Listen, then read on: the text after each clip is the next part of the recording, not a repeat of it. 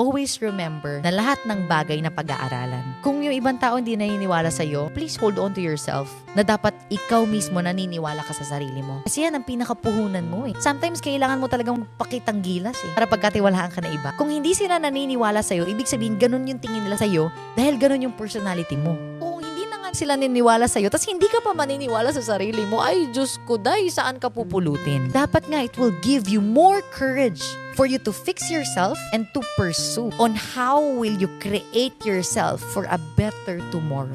Yun ang mindset ko eh. Pag may taong hindi naniwala sa akin, hindi ko siya i-blame. Baka kasi yun talaga ako. Pero this time around, I will be more motivated. Yung pala yung tingin sa akin ng environment ko. OMG, I need to fix myself. Because if you think other way around, na ito yung tingin sa akin ng environment ko, ayoko na lang, kawawa naman ako. You will really not be able to fix yourself until when kanilang titignan na ganyan ka.